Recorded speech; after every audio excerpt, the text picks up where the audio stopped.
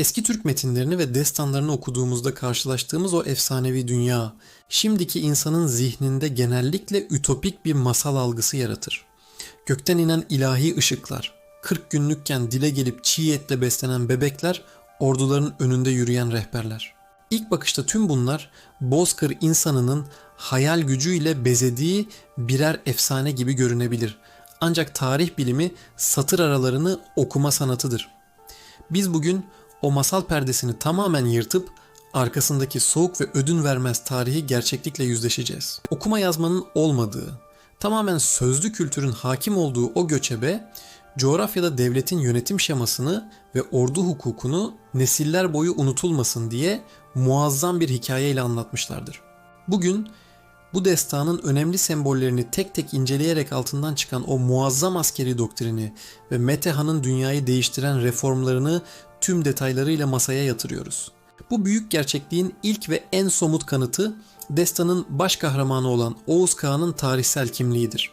Bugün dünya tarihçilerinin elindeki en güvenilir belgeler Antik Çin hanedan yıllıklarıdır. Özellikle ünlü Çinli tarihçi Sima Qian tarafından kaleme alınan ve Türk tarihi için bir dönüm noktası olan Şici yani tarihi kayıtlar eseri incelendiğinde destandaki Oğuz Kağan ile Asya Hun İmparatorluğu'nun kurucu dahisi Metehan'ın yani Çin kaynaklarındaki adıyla Modun veya Maodu'nun hayatı inanılmaz bir şekilde birebir örtüşür. Destanda Oğuz'un babasıyla yaşadığı o büyük taht mücadelesi anlatılır. Gerçek tarihte ise Metehan, babası Teoman'ın üvey annesinin oğlu lehine kendisini yüeçilere rehin olarak gönderip ölüme terk etmesiyle yüzleşmiştir. Mete kendi askeri dehasıyla bu tuzaktan kurtulmuş, babasının kendisine verdiği 10.000 atlık tümenle tarihin ilk organize askeri darbesini planlamıştır. İşte bu darbenin ve Türk askeri tarihinin merkezinde bugün bile tüm dünya ordularının temel disiplini olan bir teknoloji yatar. Islıklı ok. Çin kaynakları Metehan'ın içi boşaltılmış kemiklerden çıkardığı vınlama sesiyle ordusunu yönettiğini yazar. Mete bu oku nereye atarsa emrindeki 10.000 atlı hiç sorgulamadan babaları, eşleri ya da en sevdikleri şeyler olsa bile orayı hedef almak zorundaydı. Bu dünya askeri tarihinde bireysel savaşçılıktan mutlak itaatli düzenli ordu sistemine geçişin ilk adımıydı. Destanda anlatılan Oğuz'un attığı okun sesini duyan düşmanlar dehşete düştü ve dize geldi diye aktarır. Oysa arkasındaki gerçek, Bozkır'ın o kaos ortamında binlerce askerin aynı anda tek bir sese, müthiş bir disiplinle itaat etmesini sağlayan o dönemin akustik bir askeri haberleşme teknolojisidir. Mete, babası Teoman'ı bu ıslıklı ok yağmuruyla devirip M.Ö. 209 yılında tahta çıktığında Türk Kara Kuvvetleri'nin de temellerini atıyordu. Şimdi gelelim destanda en çok abartılan o dünyayı dört yöne bölme ve evrensel hakimiyet maddesine. Türklerin cihan hakimiyeti ülküsü, çadırlarında otururken kurdukları bir hayal değildi. Tamamen coğrafi ve stratejik bir zorunluluktu. Dağınık, birbiriyle savaşan ve Çin'in böl yönet politikası karşısında eriyen 26 göçebe boyu tek bir çatı altında birleştiren Metehan, tarihin ilk onlu teşkilatını kurdu. Halkı ve orduyu 10, 100, 1000 ve 10.000 kişilik birimlere ayırdı. Her birimin başına 10 başı, 100 başı, 1000 başı ve tümen başı yani tuman unvanlı komutanlar atadı. Bu sistem boyların kendi içindeki kabile asabiyetini ve kan davalarını bıçak gibi kesti. Artık hiç kimse kendi kabilesi için değil, merkezi devlet için savaşıyordu. Destandaki dünyanın dört yönüne ordular göndermek ve her yöne bir oğlunu görevlendirmek ifadesi Metehan'ın kurduğu bu idari yapının tam karşılığıdır.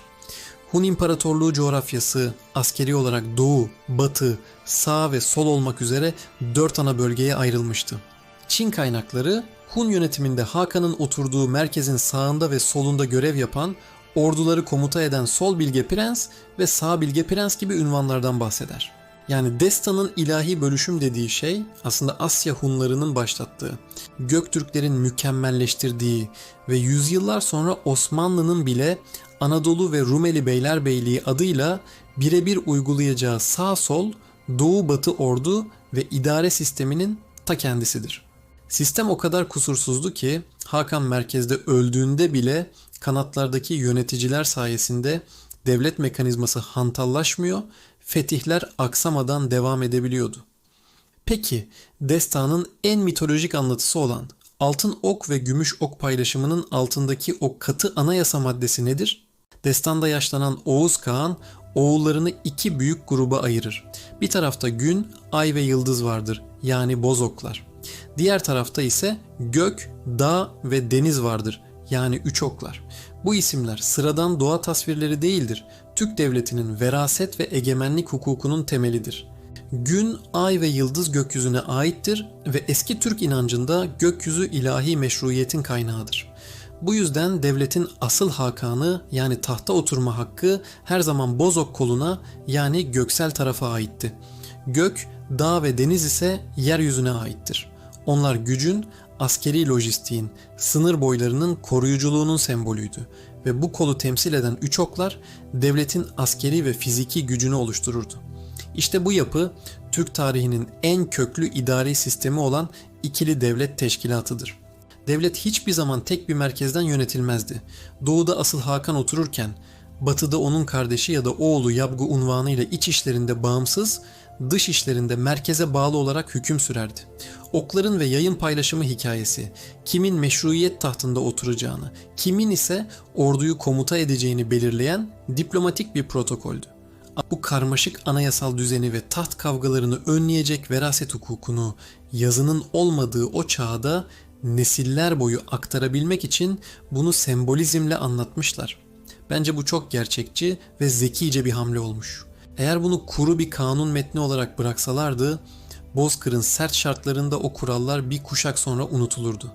Ama destanlaştığı için o askeri kodlar hafızalara kazındı ve kalıcı oldu. Bu durum bizi en çarpıcı gerçeğe götürüyor. Bir metni basit bir mitoloji olmaktan çıkaran şey onun içindeki lojistik ve stratejik tutarlılıktır. Batı mitolojilerinde tanrılar gökyüzünde savaşır, canavarlar dünyayı yok eder. Yani tamamen dünyadan kopuk bir anlatı vardır. Oğuz Kağan destanı ise baştan sona bir askeri sefer planı ve lojistik kılavuzudur. Destanda Oğuz'un ordularının önüne düşen ve onlara yol gösteren o gizemli gök kurt, yani börü sembolü bile askeri bir gerçekliğin yansımasıdır. Kurt, Bozkır coğrafyasında hayatta kalmanın, sürü disiplininin, pusu kurmanın ve taktiksel geri çekilmenin doğadaki tek kusursuz örneğidir. Türk orduları düşmanı yanıltmak için uyguladıkları ve dünya askeri tarihine geçen o meşhur sahte geri çekilme ve imha taktiğini yani Turan taktiğini kurttan öğrenmişlerdir. Destan bize bir kurt yol gösterdi derken aslında biz askeri stratejilerimizi ve harita bilgimizi doğanın en vahşi ve en disiplinli avcısının izini sürerek şekillendirdik demek istemektedir. Nitekim Metehan'ın M.Ö. 200 yılında 320 bin kişilik devasa Çin ordusunu Motun yani Peti Baydeng Savaşı'nda tam olarak bu taktikle kuşattığı tarihi bir vesikadır. Çin İmparatoru Gaozu'yu Bozkır'ın ortasında çaresiz bırakıp vergiye bağlayan o deha masal değil, onlu sistemin, ıslıklı okların ve kurt kapanı taktiğinin matematiksel başarısıdır. Artık taşlar tamamen yerine oturuyor. Karşımızda ütopik, hayal ürünü bir destan yok. Aksine M.Ö. 200'lü yıllarda coğrafyanın tüm acımasızlığına karşı bir milletin varoluş formülünü geleceğe aktarma çabası var.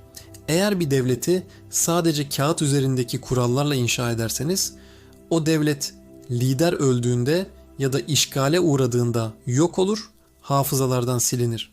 Ama eğer o devleti ve askeri disiplini halkın inancına, bilincine ve kutsal hikayelerine nakşederseniz, devlet yıkılsa bile o küllerden yenisi doğar.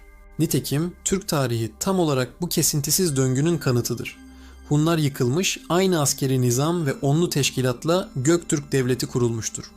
Göktürkler dağılmış, aynı ikili teşkilat yapısıyla Uygurlar sahneye çıkmıştır. Selçuklular asırlar sonra Anadolu'ya adım attığında boyların iskan politikasını ve ordu düzenini hala Oğuz Kağan'ın o 24 boy şemasına göre düzenliyorlardı.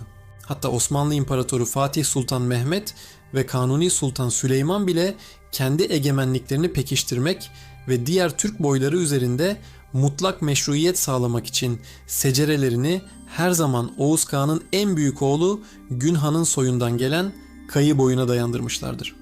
İkinci Murat döneminde basılan paralarda Oğuz Kağan'ın ve Kayı boyunun damgalarının yer alması bu devlet aklının 1500 yıl sonra bile ne kadar canlı olduğunun en büyük kanıtıdır. Yani Osmanlı padişahları Cihan İmparatorluğunu yönetirken aslında Mete Han'ın 1000 yıl önce çizdiği o anayasal sınırların ve askeri disiplinin mirasçısı olarak hareket ediyorlardı. Sonuç olarak Oğuz Kağan destanı bize masal anlatmıyor. Bize Bozkır'ın o sert ve merhametsiz coğrafyasında hayatta kalabilmek için disiplinden, teşkilatlanmadan, lojistikten ve askeri dehadan başka hiçbir çaresi olmayan bir milletin hayatta kalma şifrelerini veriyor. 40 günlükken çiğ et isteyen o bebek aslında Mete Han'ın demir disipliniyle yoğrulmuş dünyanın ilk profesyonel ordusunun ta kendisidir.